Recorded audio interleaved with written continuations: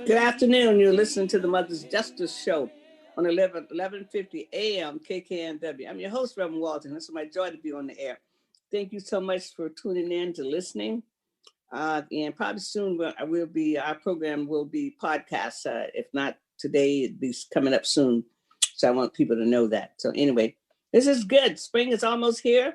We had to spring forward, and for all the people who still kind of drowsy and wondering where the hour went, count me in that. So, but we'll move on. We're going to bring on Mr. Rye.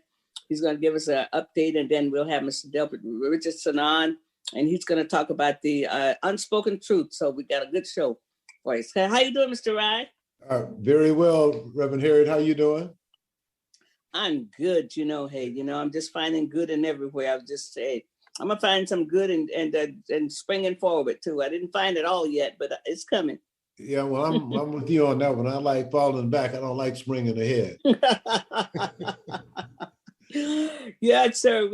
I was just telling Eric that my grandmother says only a fool would mess with time. So whenever this comes, I always think about her words. Say only a fool would mess with time. They had some good sayings on those days, but back yonder. Now we done got to be those people. Isn't it amazing? We've gotten to be the people that we used to talk about was old. Well, I tell you what, I can just say that I'm fortunate to still be here in reasonably good health and sound mind. Yes. And I'm 3 months from 80. Well, bless your heart. All right. Yeah, Go ahead. Go ahead. My looks are deceptive.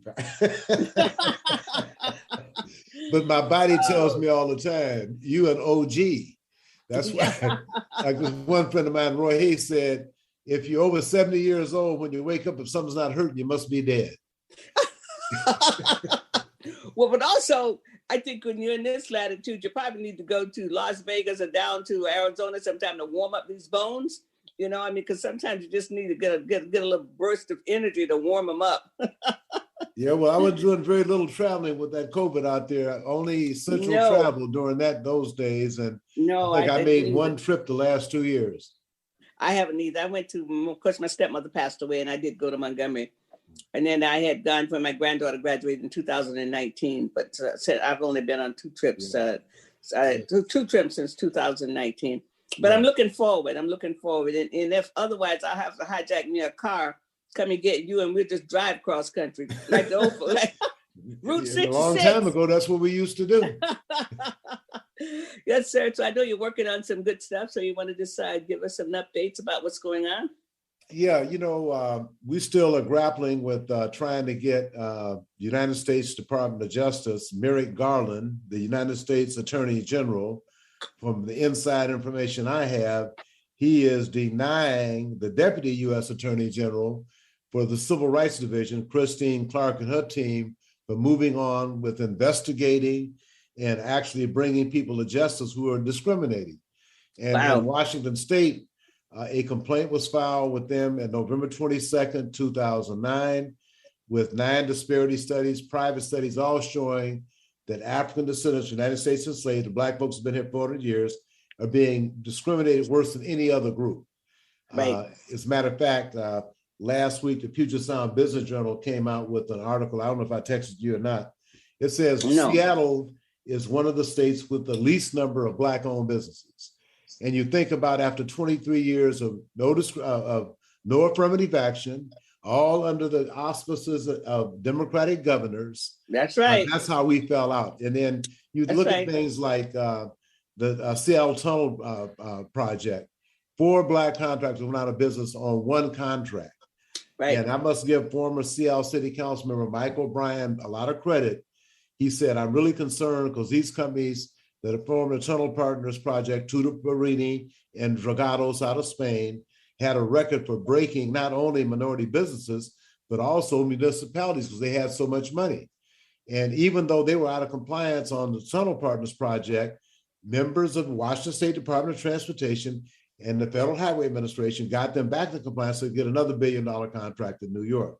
So things like this happen, and to have Black folks working in these agencies, I mean, I just appreciate them a lot more and say, hey, brother, there's nothing we can do about it. I work here for the man. I'm doing what he tells me. Just go ahead and tell the truth about it if you can't do nothing. Don't go around showing up at these community meetings and getting on Zoom talking about what the goals are and how you're going to get there, because you haven't been getting there. Okay, we're doing less than 1%.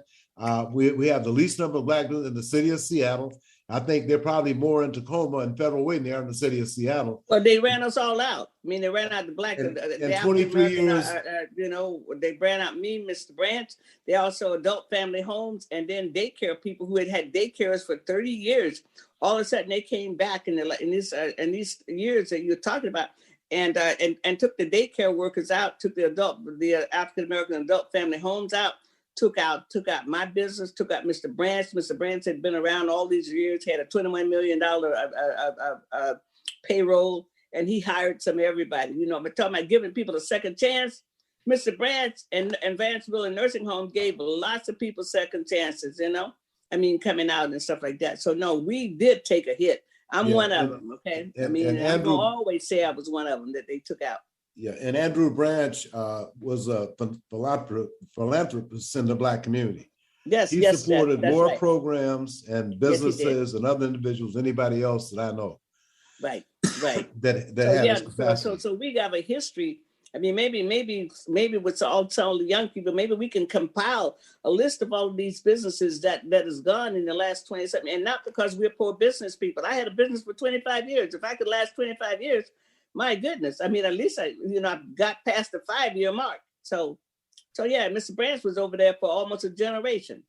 So yeah, it'd be good if we could just kind of highlight them, just kind of chronicle all these businesses went away under the Democrats, okay? And all we got to do is look at the disparity studies, and the numbers don't lie. The numbers don't have a personality, but it is the state and the government agencies allowing people, the larger companies, to do whatever they damn well please without fear of any repercussions, and it's just get along to go along. And hopefully this will change under Mayor Bruce Harrell. And I have to give King County Councilmember Gurmay Sahali a lot of credit for getting the entire King County Council to convince Governor Jay Inslee to sign an executive order reinstating affirmative action. But what's surprising is that even though he signed this executive order, the next major project come up was the West Seattle Bridge with a 2% goal. So, I mean, that's really showing that you have some kind of commitment. And the other thing, we have to stop fooling ourselves about this whole minority thing. I'm not against anybody else, but if you've been here 400 years and died in every war, you would think that at some point in time, we'd have a federal designation for African descendants of the United States enslaved. So we're competing now with people who have access to offshore money.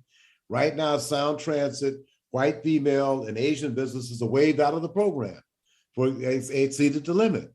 So, but that's not the case with Blacks. The largest contract for a Black right now at Sound Transit is a Nigerian engineering firm, which I have nothing against. But anybody but us. So, and then that's just it, Mr. White. We have to always say anybody but us. I mean, the whole immigration idea was because Black people decided that they wanted more money, and they decided to stop working for free. And then the immigration, then they opened the borders. And so it has been anybody but us and Native American people, and somebody's going to have to put that together all the time. I mean, somehow that has to be put together and presented, because really and truly, other people get to check many boxes. We only can check one box. Yes, the African immigrants can be African, or they could be African American. So they get to have two. They could be an immigrant or an African or an African American. We only have one box. Not only that, and that's the box that we have. And then everybody else they can be an immigrant even if they still have 50 years and never say they're an American. I mean, and that's what happens all the time. But somehow we're going to have to be courageous and tell the truth, what the system has done to the African Americans, the descendants of enslaved people, the stolen ones. There's been a systematic way to make sure that we and the Native Americans stay in a box when it comes to prosperity. And land also, because see, they put the Native Americans on the reservations and their land was limited, and we had land. And so what they do, they come and run us off our land, just like they did here in the central area. They colluded to make sure that we weren't here. And they're still colluding to make sure that we're not in King County. After a while, I guess we'll have to be in Benson County over in Okanagan and go someplace else. So, but Anyway, so what could we do about the feds then? I mean, what could we do about Right Garland? now, I've requested that Stephanie Ola does my technology to repost this letter from Congressman Adam Smith, who did send the letter in after his staff reviewed all the documentation of our complaint, proving discrimination against African descent United States enslaved. The Black folks been here 400 years. He sent a letter asking Deputy Attorney General for Civil Rights, Christine Clark, to investigate this. And that letter will be on my website shortly. I mean, on my Facebook page shortly. But the thing is that I'm hearing from people that Merrick Garland is holding the Civil Rights Division back. Now, you know, I'm real happy right now that he didn't get on the Supreme Court with the possibility right now. If he's going to waffle at all that documentation and then hold the people back that can hold people responsible for the discriminatory practices, especially the ones that's preventing African Americans from participating, then I have a serious problem. So I'm going to be also sending another copy of the complaint, plus this latest article out of the Puget Sound Business Journal that says Seattle is one of the cities with the fewest number of Black businesses in the country. And I want to put that article on top of the civil rights complaint and Congressman Adam Smith's letter and send it back to several members of Black Caucus, the chairs of the committees. Maxine Waters, who's chair of the House Financial Services Committee, she has a complaint already. Benny Thompson, chair of the House Homeland Security Committee. Bobby Scott is chair of the House Education and Labor Committee. And then Adam Smith is chair of the House Armed Services Committee. Now, this chairman has jumped out there on behalf of Black folks in his district and his state saying, Department of Justice, Civil Rights Division, please investigate this. He made this request last year. We filed a complaint November 22nd. You know, I can understand it if Trump was president, Bill Barr was attorney general, but Merrick Garland is attorney general, and he's doing the do-nothing thing just like Bill Barr. Well, at the end of the day, you know, I'm like Harriet Tubman, our friends is God and the North Star. So, well, we just have to keep at it and keep working at it. Thank you, Mr. Wright, for all you're doing here and giving us an update. And, you know, we'll definitely be checking in with you. And I want to continue to offer my condolence to you and your family. Thank you very much, Reverend Harry. We appreciate you. All right, we're talking to you. Blessings. All right. You listen to the Mother's Justice Show on 1150 AM KKNW. I'm your host. We'll be right back. Market Street Shoes is happy to sponsor the Mother's Justice Show in honor of our mother, Jackie Higgins Rosebrook, who spent her life fighting for social justice, and also in honor of all mothers who fight for social justice. Market Street Shoes, fashionable footwear and apparel for life's everyday adventures, in the heart of Ballard since 2006. Visit marketstreetshoes.com. Most of us like to be out in the sun. That's why sunscreen and other safety measures are key to protecting your skin from aging and cancer. The FDA recommends using a sunscreen with a sun protection factor, or SPF, of 15 or higher. Also, look for broad spectrum on the label. That means both harmful ultraviolet A and B rays are blocked. UVA rays age the skin, UVB rays burn, and both cause cancer. But the perfect sunscreen doesn't count if you use it wrong. Don't need sunscreen on a cloudy day? Wrong. 80% of UV rays still get through the haze. Only use sunscreen at the beach? Nope. Anytime you're outside, UV rays attack the skin, so you need protection. And you have to reapply sunscreen every 2 hours. Remember, SPF plus broad spectrum equal healthy fun in the sun. Visit www.fda.gov/sunscreen for more information. A message from the U.S. Food and Drug Administration. We are the physicians, the nurses, the hospital and health system leaders. All we ask of you is to take 3 simple steps proven to stop the spread of COVID. Wear a cloth face mask, maintain social distance, and wash your hands. Scientific evidence must shape our decisions, dictate our actions, and protect our health. We are not powerless. Together, we will defeat COVID. This has been a message from the American Hospital Association, the American Medical Association, and the American Nurses Association. Alternative Talk 1150, the talk of the Sound. Good afternoon. You're listening to the Mother's Justice Show on 1150 AM KKNW. I'm your host, and it's my joy to be on there. Thank you, Eric. That's one of my favorite songs, you know. Yeah, woke up with freedom on my mind. And I want to bring in my next guest. Mr. Delbert Richardson. He's has this whole a library of information that he's sharing, and more than a library, it's an exhibit. It's called The Unspoken Truth. How you doing? I am fantastic for Monday. Thank you so much, Reverend Harriet, for inviting me to be a part of your space. Well, thank you for saying yes.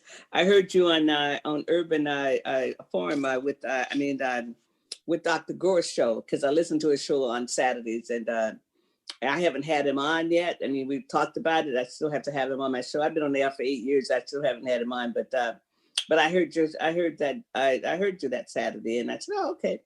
Let me see if he has any time. I mean, this is Black History is every day, all the time. Just because the calendar is turned the page, don't mean that we stop talking. So anyway, so I'm gonna let you just kind of give us some information. And I first came aware of you back in 2006 when we brought Dr. Joy Leary here. We brought her here for a whole day event. It was breaking the silence on black crime and how we harm one another. So it was Black, and you were there for that event. Yeah, I think you were there that evening, and we had her in the morning, in the afternoon with young people, and then she had her that night. So and Marketer did a dance to bring her in. It was a great event that night. So, but I remember you being there, and so that's when I first became aware of you and the work that you're doing. Wow. I mean, but you've grown since then. It might have been your infinite. It might have been just you were just getting started maybe in 2006, and so. And so we gave her largest audience that she's had ever, almost, in Seattle when she came. She had 1,000 people that day, 500 in the morning and the afternoon and 500 at night. So I'm anxious to hear about all your great work and just what you're doing in the world and on the continent. You've gone back and forth too.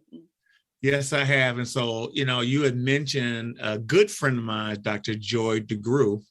And she, for those that don't know, she wrote a national bestseller, Post-Traumatic Slave Syndrome, The Enduring Healing, I think, Legacy of Healing. And it's a seminal book, and it talks about primarily intergenerational trauma and how that has been part of, unfortunately, the African or the diaspora's experience as it relates to the transatlantic slave trade and Jim Crow. So thank you for reminding me. And yes, 2006 was really a transformative year, because that was the first year that I actually introduced my traveling museum to the Seattle community. Right, that's right. But also the other thing that Dr. Joy did also is that she made it possible for everybody to talk about trauma that's handed down through the placenta, because her work was the first work to talk about how trauma is transferred, not only living trauma that we're living in right now, but people who might read about it and become traumatized, and also about what happens to, and now scientists have run with that. I mean, now they talk about, trauma is like it's almost like Coca-Cola, because it's everywhere now. Everybody talks about trauma, but her work was the foundation of that work. And so she opened that door for everybody else right now. Right. And you were talking about trauma, right? And you're talking about I think there's seven traumas, but you're talking about intergenerational trauma. And so white folks have put a name to it. It's called epigenetics. And so what they have determined, which is something that I believe that our culture has always known to a certain degree, that trauma is passed down generationally, but epigenetics talks about it being passed down through the DNA. So Right. Bruce Lipton came up with that word. Dr. Bruce Lipton, I followed him too, but he's the first one, like you say, coined that word, and now it's everywhere. You're right, everywhere. Yeah. We have a tendency to use words and to frame things. So yes, so it sounds like you would love me to talk a little bit about me and myself, right? So I always like to say, who am I, what I do, and why I do what I do. So Delbert Richardson's the name that was given to me. I was born in Detroit, 1954. Me and my 6 other siblings moved to Seattle, Washington, the year before the big race riots in Detroit. And what a lot of people don't know, that probably a little younger don't know, that during the civil rights era, there was quite a lot of white on black violence. And that's what I call the riots. And they weren't black on black violence. It's the system of racism institutions when stealing were inflicting that against the Black communities in the Midwest. So we moved up here. And so as a result of that, this is home. But I've always would love to say I have Midwest roots. My daddy's from a small town in Seguin, Texas. And so I have that rich foundation that comes from the South and that Midwest, which is related to that great migration out of the South for our Black and brown elders to have an opportunity to thrive in society. So when did the brown people, I mean, I hear people say that all the time, they clued us in the Black and brown, but when did the brown people move? I mean, when were they part of that great migration? Well, so you have the history of that. So thank you for saying that. And so as an educator, I use words so people can find themselves in the story. So there's some people in our community that don't consider themselves Black. They call themselves brown people. Right. So they call themselves BIPOC people. So just terms that are used. And so if, to be more intentional, Black people are the ones that were being impacted during the civil rights era and to the violence of Jim Crow. So the migration was Black people. Right. Okay. I mean, I just like to clarify that because sometimes people get this stuff. I mean, we're in the Constitution. I mean, we're there in the 13th and 14th, 15th Amendment.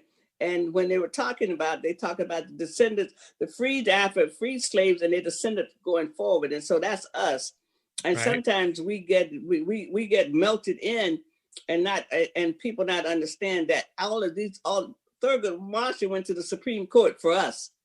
For the Negro. All his cases he filed was for the Negro. And sometimes I think people kind of like don't know history and they kind of like don't understand that. So anyway, I just very, very good point. But here again, what I believe is that we as a culture, as a people, still struggle with identity. And so sometimes people that I've come into contact with have a hard time call themselves Black, unfortunately, right? But that's part of that internalized oppression that right. In my view, has impacted us as a speaker, right? Oh, yes. So thank you for picking up on those words, and I love it. I love rich. Oh, yeah, I do because that's right. What I love too. See, I love what you do, but I also like to play on words because I think that this when we understand the words and how they've been used and misused against us, like. For me, and then I'm gonna let you have the time. But for me, I see the words Negro because it's on my birth certificate. It's on my mother's death certificate. It was on her birth certificate, and I honor the womb that bore me. And when I'm downtown, and I ask people how they're doing in the city, especially Black people, and then I talk to them, and they talk about POC, people of color, and I tell them, I say, don't leave your mother behind. If your mother is African American, say African Americans other people. If your mother is Filipino, say Filipinos and other people. This culture wants us to leave our mothers behind. And it's our mothers that actually made it possible. They are our womb. We were their womb mate for a whole 9 months. And so I tell people, I say, it's okay to say who you are first and then bring in all the other people, see. And so I don't leave my mother behind.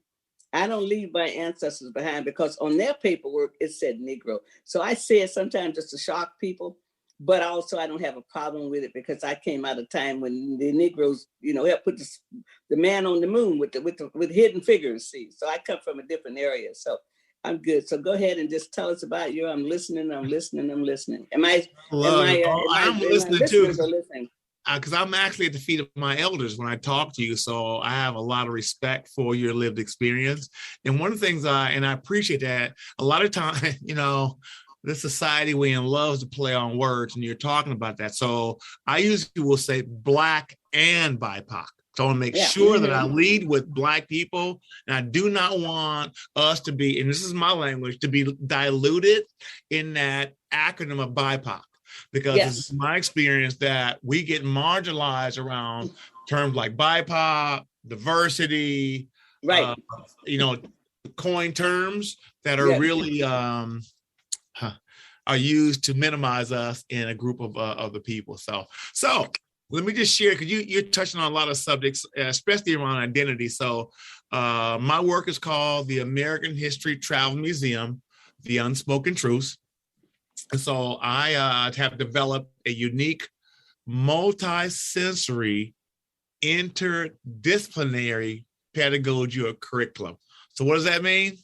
I use authentic artifacts, which are primary resources. I use storyboards and the ancient art of storytelling.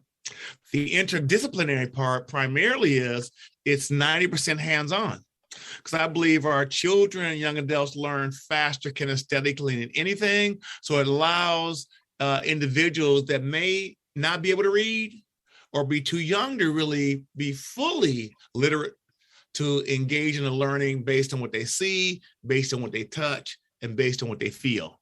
I call it American history primarily, and I get pushback from this, Rev, because I think I don't teach Black history, and this is my Delbertism, because I believe when things are called Black history, that's kind of like a box, and we are greater than. We are so great. Let me say that, right? And we call it African American history. There are sometimes certain cultures that want to get a pass by saying this history doesn't have anything to do with me. But here's the thing, Rev. When I call it American history, it allows me to see myself in the story. Right. He who tells the story controls the narrative. So I'm telling the story. True. I'm able to tell the story through the lens of the oppressed, right? And so there's going to be a powerful beginning and a powerful ending. So I call it American history, but I start with Africa, right? And some people wonder why. Well, if you know history and you know about Europeans and their desire to erase us from the history books, they always want to start our history from the enslavement period. That's right. There are thousands of years of history. Say that again, please. Say that again. You know, did you say 1 year history? 10 years? Thousands, tens of thousands of history. Okay. Yeah, yes. right. Yes, that's right. So Rev talked about the word Negro, and so I have a similar story. And so, born in 1954, my birth certificate also said Negro, and so. So I went to University of Washington as a Negro, and I came out African American and Black. Now, this is my story. So going to University of Washington in 1973, there was a bunch of students from around the United States calling themselves Black and African American, Rev. So in my neighborhood back in the 60s, if you called me Black or African, we were going to fight. Mine too. When I grew up. I had been socialized that those are negative terms. But here's the transformative piece. What I grew into, that these students had chose how they wanted to self-identify. So calling themselves Black or African American was a way to affirm themselves. And so I started also to feel better myself based on how I wanted to be seen as opposed to how society saw me. So I love to say, James Brown, say it loud, I'm Black and I'm proud. Oh, yes. That is the transformation by which I experienced at the University of Washington. Now, how did I come up with the museum concept? First of all, the museum broke them into 4 sections. Mother Africa. Second section is American chattel slavery. Third section is Jim Crow. And the fourth section focuses on innovation as it relates to Black inventions and inventors. Now, the museum is my story. I didn't know that the African part of my name had an amazing contribution in the areas of science, technology, engineering, and math in ancient Africa. Wow. So I learned that as it relates to like Imhotep and the pyramids. Right. I said, guess what? I cannot not share this with children and young adults. So that's why I start with Mother Africa. So Mother Africa is the beginning, and inventions and inventors is at the beginning. So what I learned at University of Washington is that African is who I am, or African American, and the inventions is what I'm capable of accomplishing. And the enslavement period and Jim Crow had 2 things in mind: keep me from who I am and what I can accomplish. Right. That is so true. And because people who have this lived Jim Crow experience, you know, it was Black teachers who always brought in the other information. and then we had Black History every day. I mean, so that kind of bolstered our self-esteem, as they wasn't calling it then self-esteem in those days.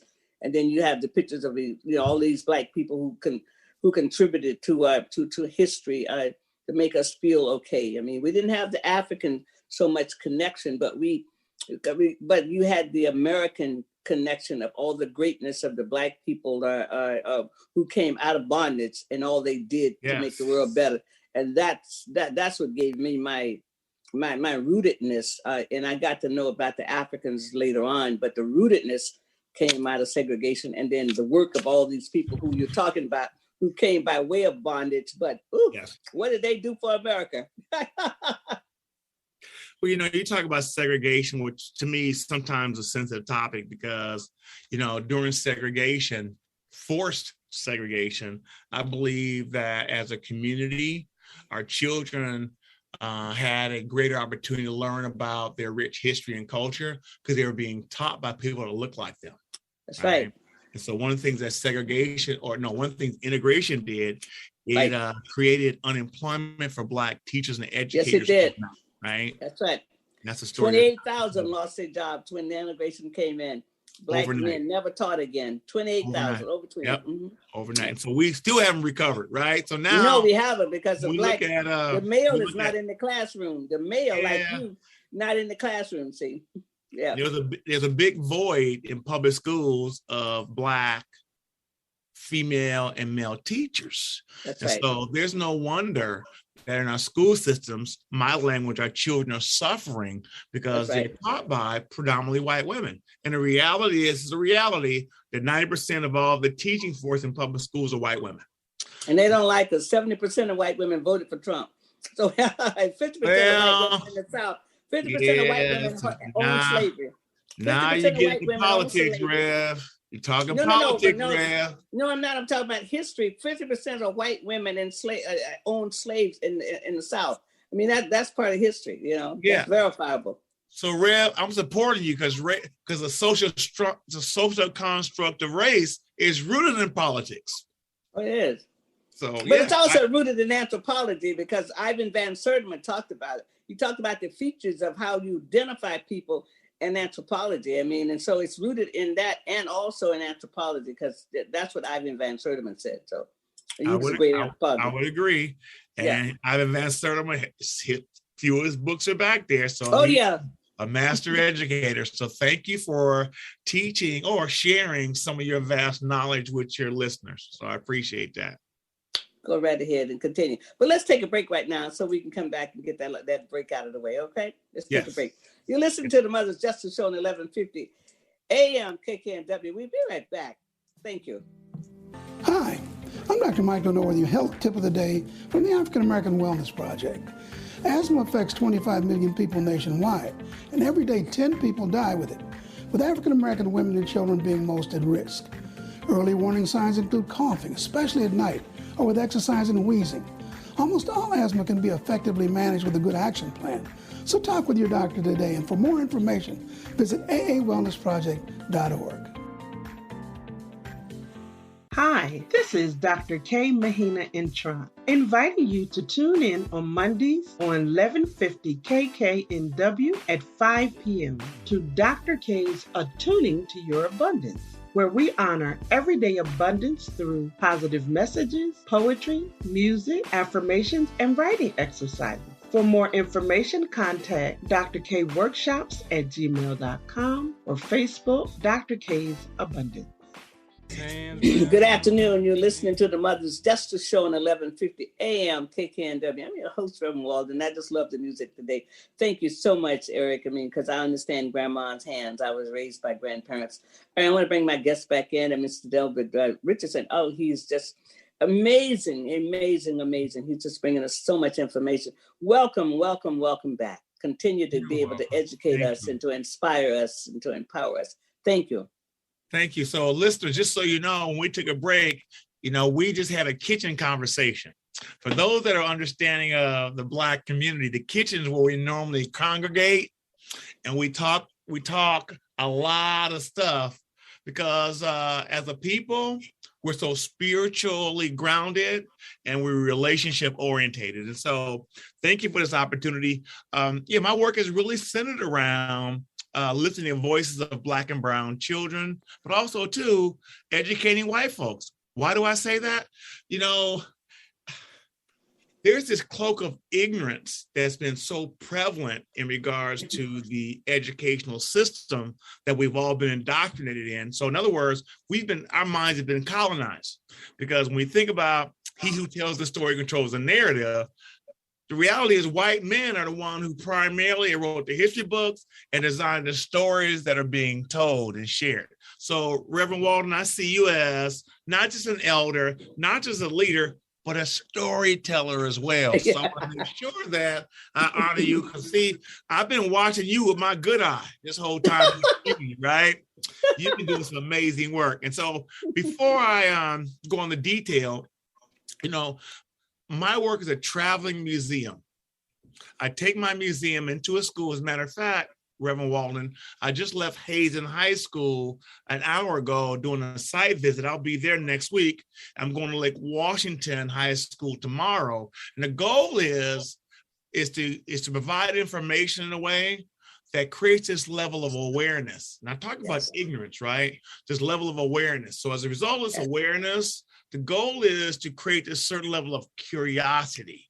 Mm-hmm. When you look at certain images, like let's say a pyramid, there's some curiosity comes up. And when I challenge you and I say, guess what? Does that pyramid represent science? Yes. Technology? Yes. Engineering? Yes. Art? Yes.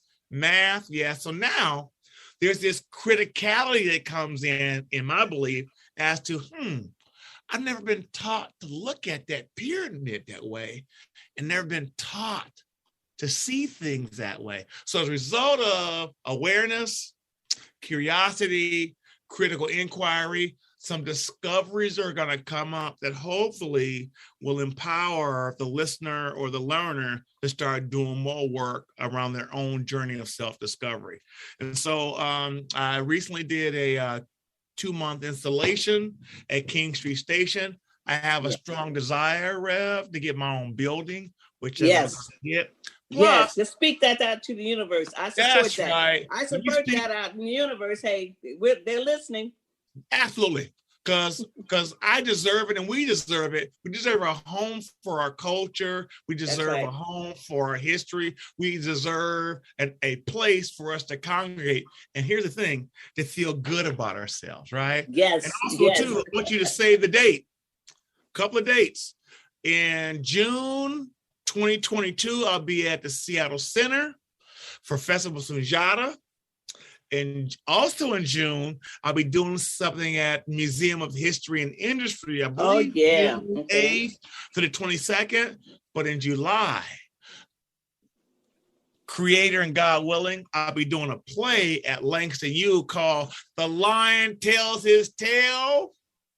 And it's going to be a play that represents my story, and I'm going to share it in the form of a play for the Black community. So very well. Hey, you know what? Hey, the stars are shining. That's right. You. It's our time. This is your time. It really. Thank you. Nothing happens before it's time, they say in the universe, and so the door of the universe is absolutely wide open for you. So all you do is going to walk through. This is awesome. And so, Rev, let me tell you, thank you for that. But here's my reality. I know a lot because I research a lot. So what I'm growing into, I have a responsibility to the next generation. That's right. A lot of those quote unquote Negroes that you talked about, and one of them was Dr. Carter G. Woodson, right? Oh, yes. So, what was it about him? And they used to call them people race men back in the day, right? So people don't know about that term, right? A race man, right? Yeah. See, I caught you. Race man. So here's the question I often ask, and I share this with Black kids primarily. In 1926 was the height of Jim Crow, and not civil rights, Jim Crow, and we were being lynched, right? So what was it about Dr. Carter G. Woodson, in spite of that, understood what his responsibility to tell our story? So he developed Black History Week in 1926. Right. So as a result of the Black History Week, it evolved into Black History Month. So let me share this, Dr. Reverend Walden. I just did an event earlier today, a Zoom event, with I believe a company in New York or Chicago, I forget. And it was a white woman who was part of HR. And unfortunately, they always want to check the box for February, my language. So I convinced her that, you know what, if we're going to be agents of change, let's do a Black History Month event in March. Let's call it Black History Month, right? So we were able to do that earlier today, and I was able to share some rich history that I want to believe create a certain level of awareness for this company to start looking inside as opposed to outside, because I believe this work is hard work. Unless we're willing to start looking at our own hearts first, is very difficult to connect to the next heart next to you. That's right. That's exactly right. That's exactly right. But also, you said something about civil rights. I mean, you know, ever since we've been in the country, we've been working for freedom.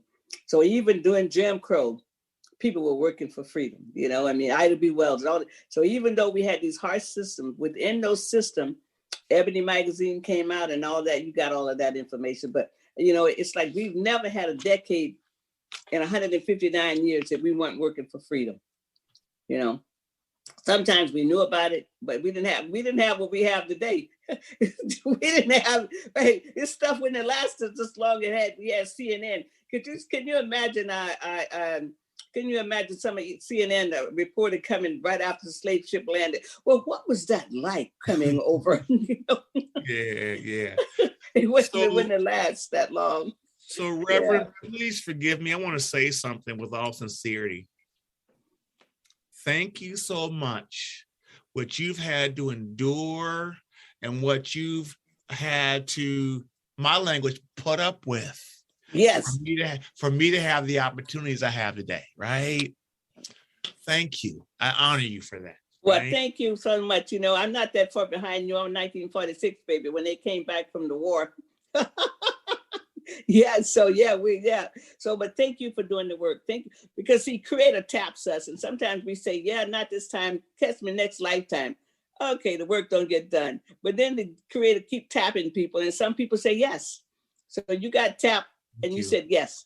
Thank you. And you are right, because this museum wasn't my plan, right? I had these other lofty goals, Rev, to do some other things. And the reality is the Creator says, I want you to help save my children. Amen. He didn't say Black or brown children. He said my children. So children, that's right. I believe I call myself a wounded healer, because racism as a social construct has wounded a lot of people, including white people. They may not want to admit it, but you know, the reality is how painful it is to think that you're superior, right? And how painful it is that you would want to go help another country in order to be, who actually really don't believe in any kind of human rights. You'd want to go help them before you want to give us equal rights in America. I mean, it's like, oh, okay, what you're saying is so wonderful. I'm so glad you're saying this, you know. Yeah. And since we're going to be transparent and we want to talk about, let me bring up some politics. And I love creating questions with critical inquiry. So we know that there was an anti-Asian bill recently passed, right? But folks don't know that the anti-lynching bill still has not been ratified. It still sits on the books waiting for the votes to pass as being illegal. Well, they just passed it last week, I believe. They did? Just passed it. Yeah, House said, 80 years later. I missed that. I missed that CNN. I got to go back. Yeah, they decided they really and truly 80 years later after Emmett Till. I was 9 years old. I mean, I was about 9 years old when Emmett Till got murdered, and you were even smaller if you were born in 54. Yeah. You know, so I mean, I was 9, and that day, I mean, to see that in the Jet magazine and the Courage, and you know, it's just like, wow, it took all that long, because I mean, and you know, I mean, I'm sure you talk about this, but nobody sees us human because the Catholic Church said we weren't. So our whole job and what you're doing is restoring humanity. How could we not be human? Like you said, the people 10,000 years or whatever in Africa. I mean, so how could we not be human, you know? And so that's what you're doing. You bring in humanity also. I appreciate you, and with that, bringing humanity. Thank You you. know, And, you that's know, wonderful. And Reverend, here's the other thing too. If I don't do it, who will? Creative tap you. Right. And so here's the thing. One of the beauties of my work is when I go into a school, either in Zoom or in person, and I see the light in children's eyes glow when I share with them their identity through an Afrocentric lens, right? About these major civilizations, about innovation, about the fact that we invented the first glider, about metallurgy and alchemy and Imhotep and us plotting the stars. Their minds are just like, are you kidding me? I say no. I say, I'll make and it easy for C-section you. also. They did the first C-section back there. Delivering a baby with a C-section, yeah. You're talking about Imhotep. Absolutely. Yes. Mm-hmm. So then what I do, Rev, I show them everyday items that their ancestors invented or patented, like the doorknob, like the light switch, like the pencil sharpener, like the ice cream scoop, and on and on and on, right? It's a beautiful. It's just that's why I'm so happy with what you're doing, because I know for a fact that you can empower and teach children to be brilliant by just letting them know all that we've done. You know, people talking about Basil going to space because of Katherine Johnson. You know what I mean? Right. I mean, so when you make that connection, the light bulb goes on. Right. So, Reverend, one of the things that I'm also in need of prayer for is that, you know, I'm helping hopefully white children embrace the truth that not only we're not human, not only that we are human, we've done some amazing things to change the world, right? Oh yeah. Just the blood transfer. That's the blood. You know, I mean, just start with the blood right there. You know, and all the millions of people who saved, but also Henrietta Lacks. We were reading her in my book club that I have. Her cells has been used for everything in America, in the world, for wellness. Just that piece, you know, it's like, wow, you know, right now it's part of the Moderna, it's part of all these vaccines, all this treatment, cancer treatment is the immortal cells of Henrietta Lacks, a Black woman, you know. Reverend, you really love triggering me. Right, because I'll have you back on. Don't think this is the last time, because we got to talk about the inventions. See, so we got to come back on to spend like 45 minutes talking about inventions, because it'll fill up 45 minutes or an hour. Oh yeah, easy. So we'll have you back on, since Black history is all the time. You will not be a stranger here. Well, not on Mother's Justice Show. If I'm Black every day, then my history is every day. Yeah, well, I think maybe people didn't see it that way. But you know, what you're saying is that what is the young people saying? Unapologetic something. So whatever they're unapologetic at, you're unapologetically saying, look, we're here. We have this illustrious history, and we're making history every day. We're making something. And no, you know, yes, we have this broken place over there. You always want to tell us about it, but every culture has that. Yep. But look at our brilliance.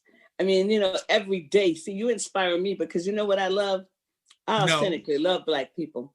I love Black people like we all loved Michael Jackson. We had never seen, some of us had never seen Michael Jackson, but the night that we announced that Michael had been, you know, I'll just say died, but I think it's something else. But we loved him. And that's how I love Black people. I love us too, because we are the only people in the world who keep going out every day and in an unsafe environment. We've known no safety.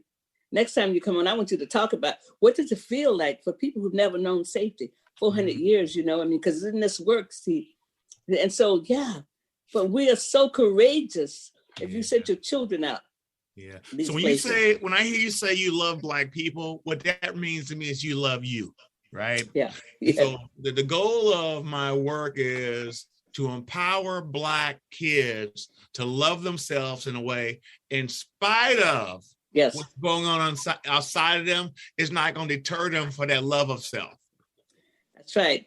That's right. And in love with that hair. You know, I used to tell my kids, what God would create a group of people and give some people good hair and other people bad hair. I said, I don't know that God.